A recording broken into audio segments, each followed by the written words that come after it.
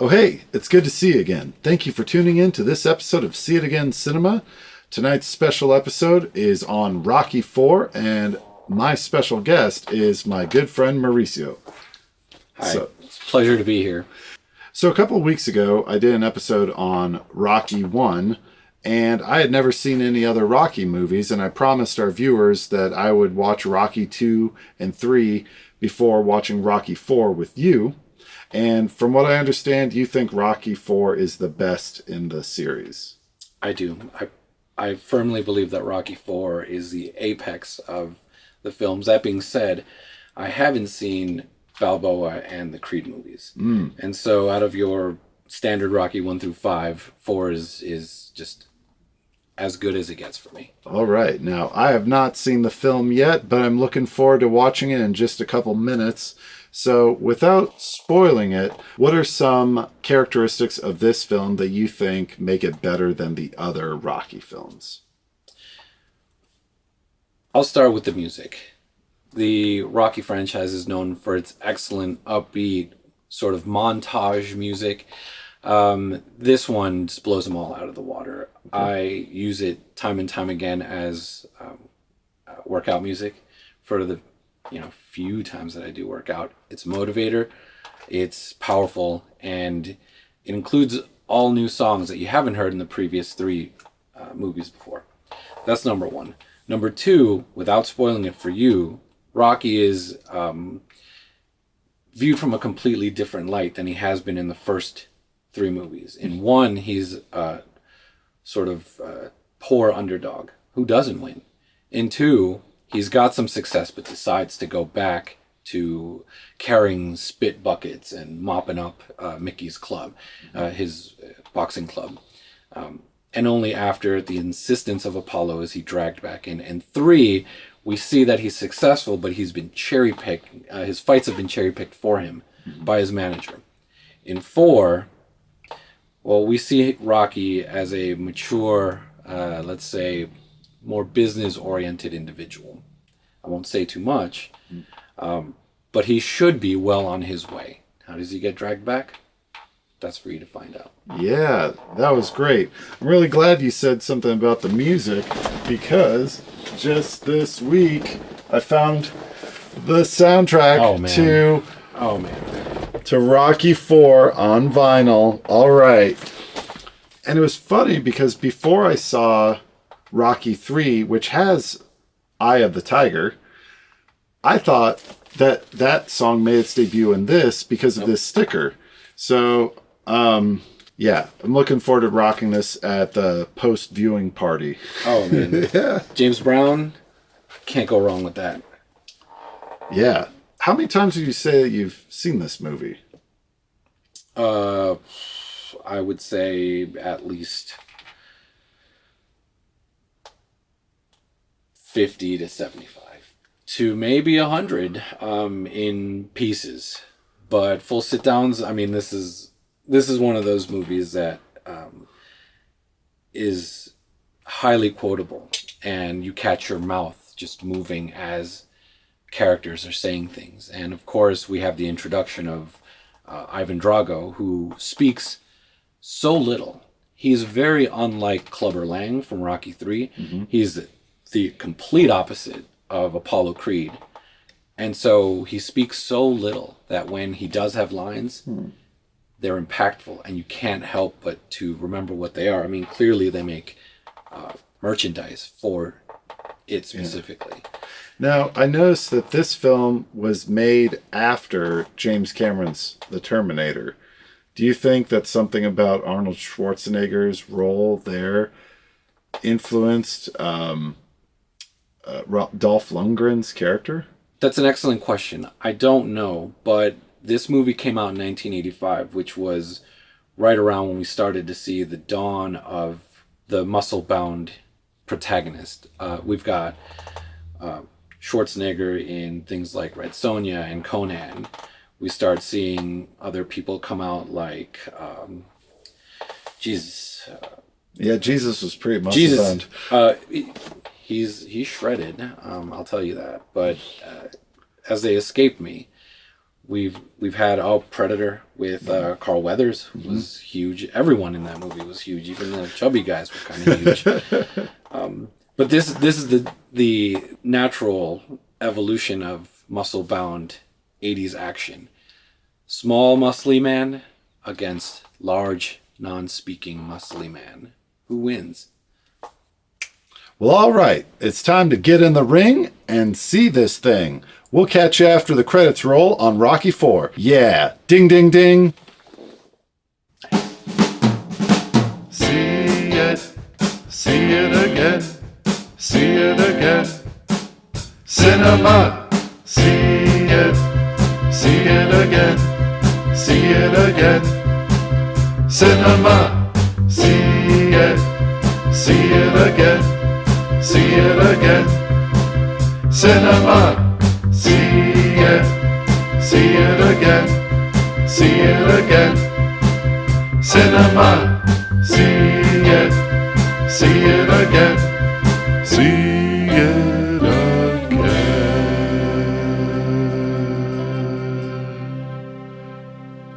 And then talk about it. And we're back. Wow, Rocky 4, what an evolution for this franchise. So, you said you've seen this 75 to 100 times. Maybe not all in one sitting, but if you add it all up, that time spent, that's a lot of Rocky 4. What is it about this movie that just has enduring appeal for you? There's zero downtime to this movie. Everything is important. Even the things that we were talking about as we were watching it, and we're like, why did that happen? For example, when Paulie references his comics, he brings them back up in Russia. Yeah. So everything is relevant. Not a line is wasted, and it's all very natural. When Rocky's on the phone with Apollo Creed, and he's walking in circles around Paulie's robot, and he just says, "What am I doing? I'm getting dizzy." Nothing is wasted, and so it continues to entertain with not a wasted moment. The music, as I mentioned before, continues to slap. The soundtrack is wonderful. I can't wait till you play that on your record player. I almost said vinyl player. The plot is great. It's the natural evolution of where a movie like this should have gone.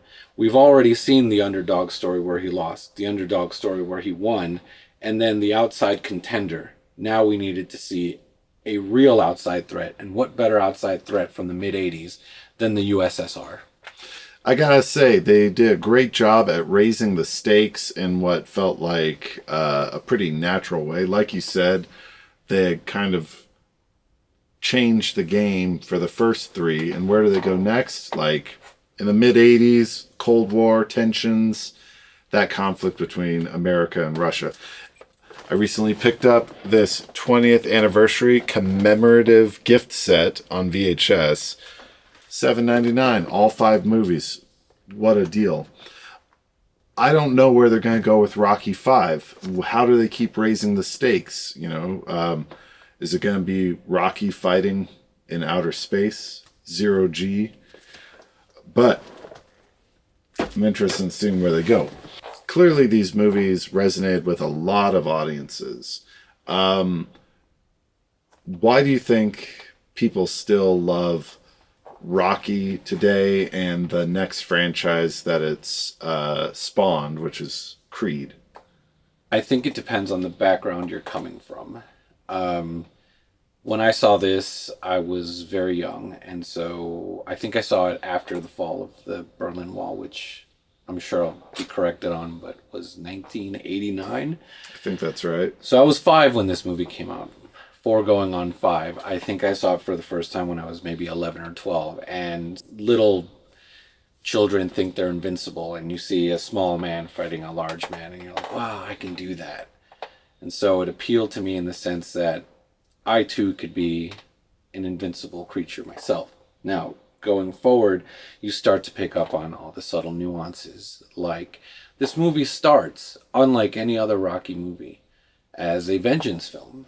It doesn't start there. When Rocky gets involved, it becomes a vengeance film. But the underlying themes are about change. Him and Apollo Creed talk about change before Apollo's fight with Drago. And then when Rocky's talked to by Adrian and she says that he can't win, which is the first time, as you mentioned, Yeah. she doesn't support his decision to fight, he says, I can't change. So he told Apollo we should change, and now he can't change. And at the very end, it's about how we can, in fact, change when he speaks to the Russian crowd. And so I did pick that up as a new thing that I noticed this time around. Those 3 conversations happen in each of the 3 acts of the film. So I see that as really deliberate storytelling that like speaks to like a really interesting and compelling screenplay. I'm impressed with Sylvester Stallone and his commitment to the physical demands of this role. There's no CGIing his muscles. It looks like him taking a lot of those punches, or at least simulating them. Last time I took a punch like that was in 9th grade in gym class. I transferred schools afterwards, not because all the kids were terrified of me, because I was afraid it happened to me again. That's a good reason. Yeah. Now, I bring that up to say you have more of an appreciation of boxing because you've actually taken boxing classes. Yeah. So can you tell me a little bit about how old were you when you're like, yeah, I want to learn how to box, and what's that training like?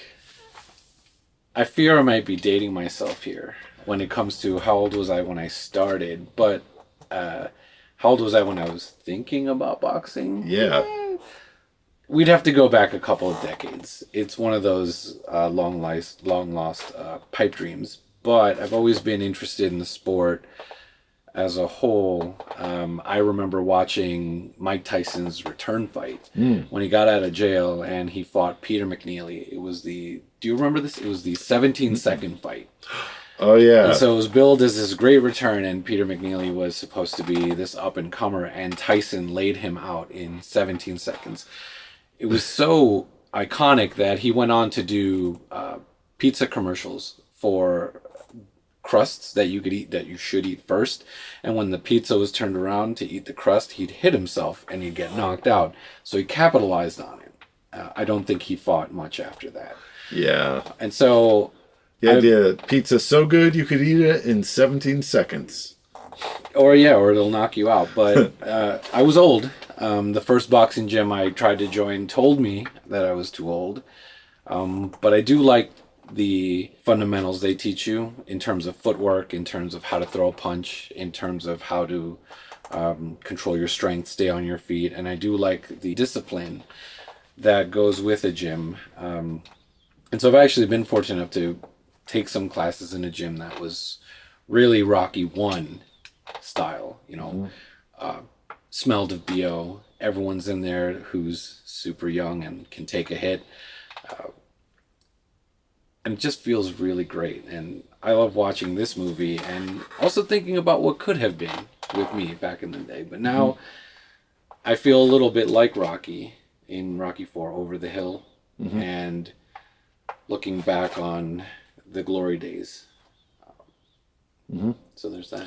Because you have such an appreciation for the sport, when you're watching this movie, do you feel like they got the fight sequences, like the techniques of what they would do strategically from moment to moment? Does it all feel pretty authentic to you? Absolutely not. And that's one of the things that I really like about this movie. It's bombastic, and it has been since Rocky 1. One of the main things you notice about these movies is that no one evades punches, no one bobs and weaves, no one ducks. For the most part, they take it on the chin and they keep going.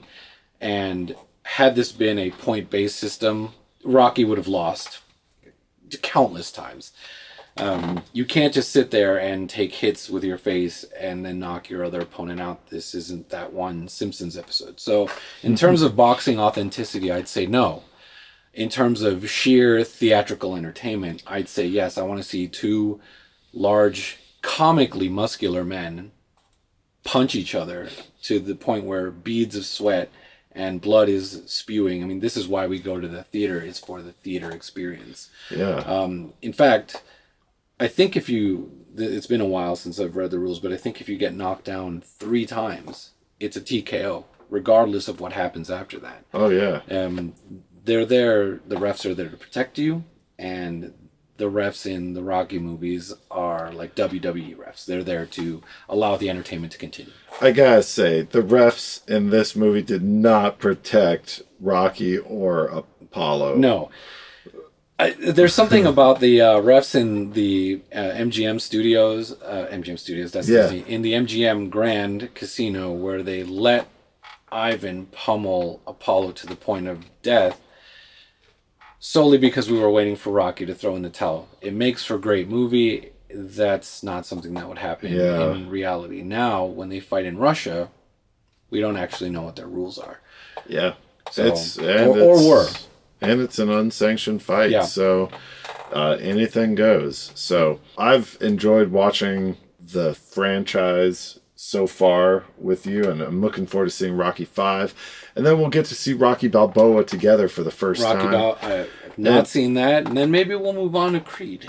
I've heard good things about Creed. About Creed also. Sylvester Stallone is, I think, the only actor to be nominated for a Best Lead Actor, and then years later, like a ridiculous amount, like, I don't know, 35 years later, get nominated for a Best Supporting Actor for the same character. The fact that the Academy would recognize that, I'm looking forward to seeing all of these. Well, all right, that'll do it for this episode of See It Again Cinema, where old movies make magical new memories. Mauricio, thanks for rewatching. You want to ring the bell? Ding, ding. See it again, see it again. Cinema, see it again.